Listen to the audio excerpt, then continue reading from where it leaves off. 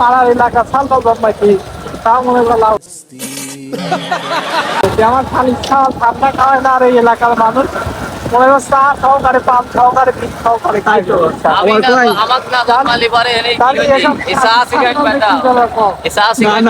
আবার কয় কি বাড়িতে যাবো বাইক নিয়ে যাবো আমি কিরম খারাপ বাড়িতে যাবো হ্যাঁ এইসব এটা কোনো ভদ্রতার মধ্যে এগুলো পরে